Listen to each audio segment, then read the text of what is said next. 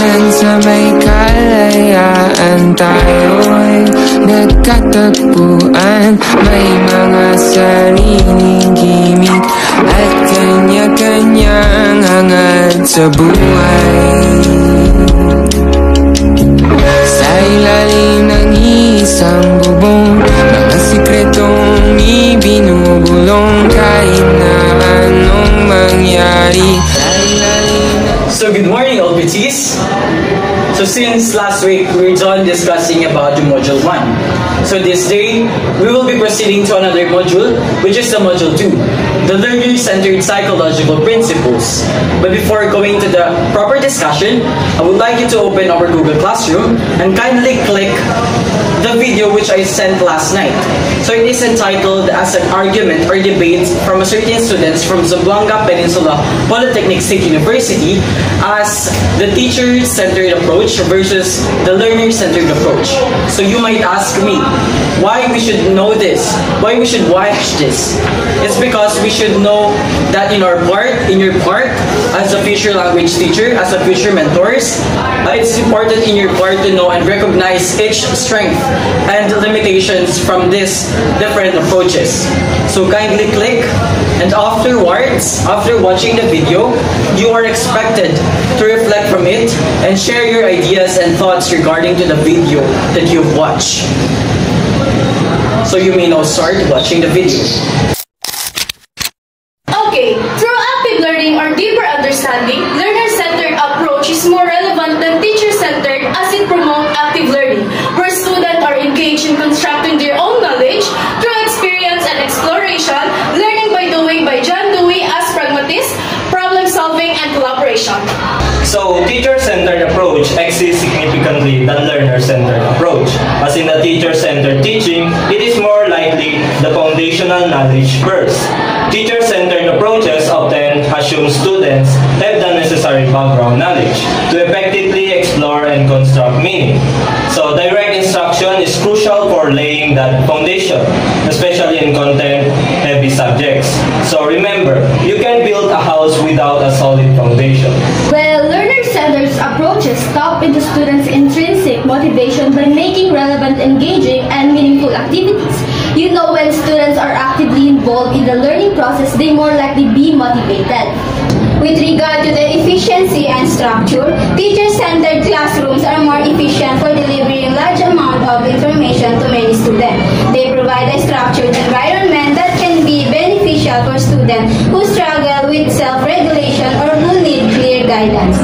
Through learner-centered approaches, it emphasizes critical thinking and collaboration skills which are essential to have.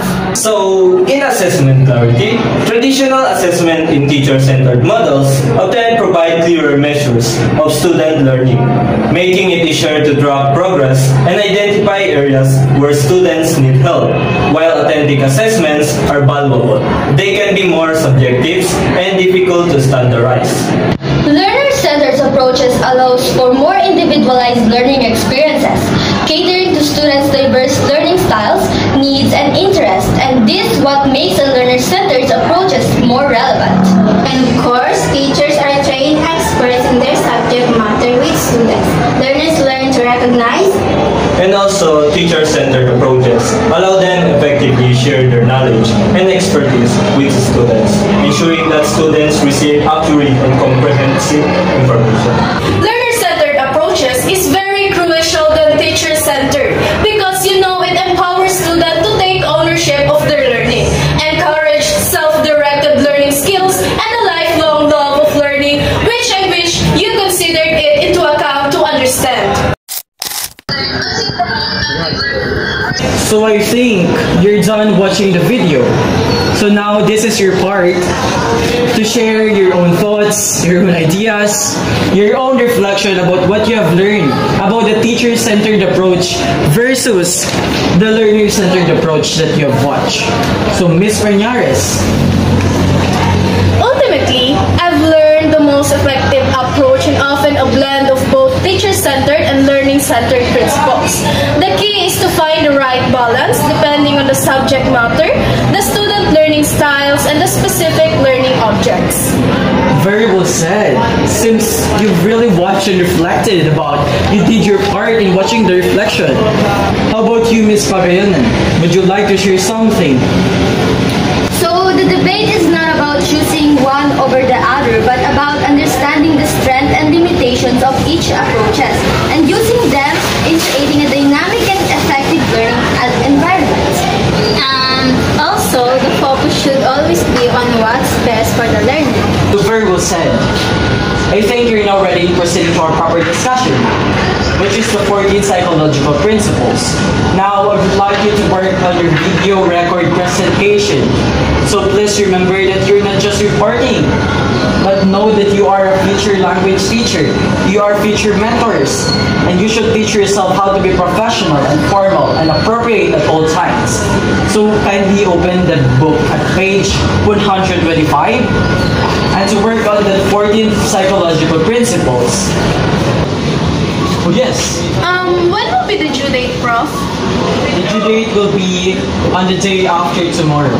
So class, dismiss. The 14 psychological principles. Letter A, we have the cognitive and metacognitive factors. Number 1, the nature of the learning process. Effective learning of complex subjects is an intentional process of constructing meaning from information and experiences. It emphasizes intentional process that students use to build meaning from their own information, experiences, thoughts, and beliefs. Successful learners are active, goal-directed, self-regulating, and take responsibility for their own learning. Number 2, we have the goals of the learning process. Effective learning aims for students to develop a deeper, interconnected understanding of knowledge, not just about the memorization. This requires a strategic, goals-oriented approach. With support and guidance, successful learners actively build these mental frameworks and acquire the thinking and learning strategies necessarily for lifelong learning. Critically, this involves setting and pursuing personal relevant learning goals, which provides direction and motivation for the learning process. Number 3, construction of knowledge.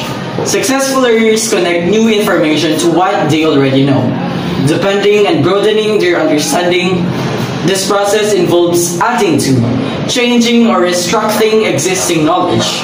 Teachers can facilitate this knowledge construction through strategies like concept mapping, thematic organization, and categorization. Number 4 is strategic thinking.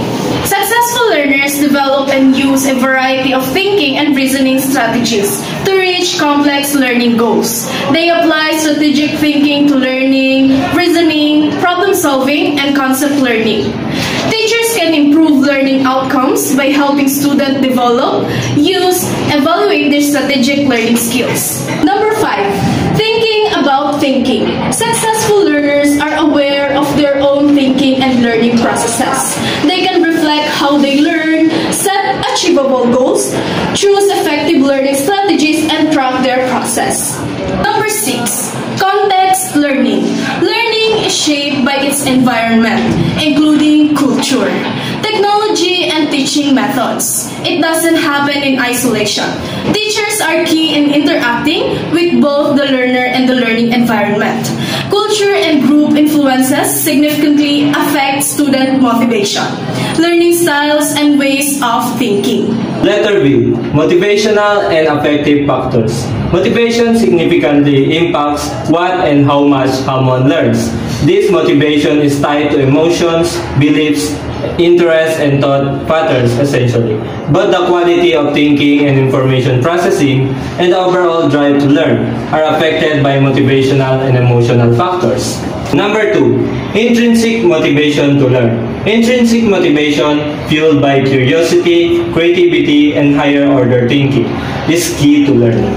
It's fostered by tasks that are challenging yet achievable, personally relevant, and offer choice and control. Learners are more intrinsically motivated when they find tasks interesting, meaningful, appropriate, challenging, and believe they can succeed.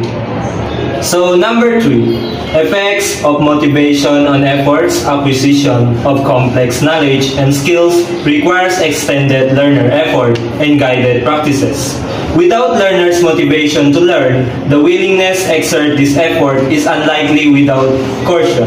Effort is another major indicator of motivation to learn. Letter C. Developmental and social factors. Learning is influenced by developmental stages.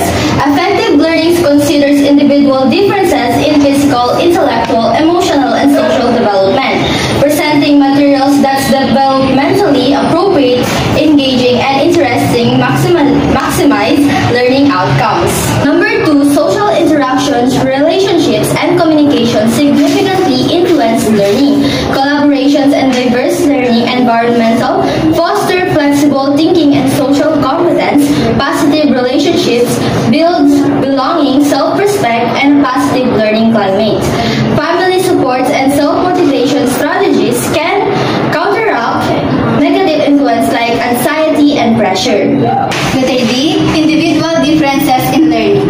Learners have diverse learning strategies, approaches, and capabilities due to prior experiences and heredity. Individuals possess unique talents and develop learning preferences and paces through learning and socialization. And number 2, learning and diversity.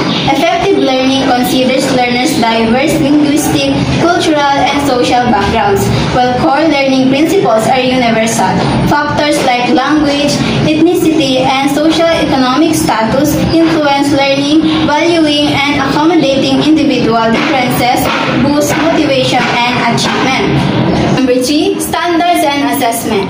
High standards and thorough assessment, including both diagnostic and outcome assessment, are crucial for learning. Assessment provides valuable feedback for both learners and teachers throughout the learning process. Sana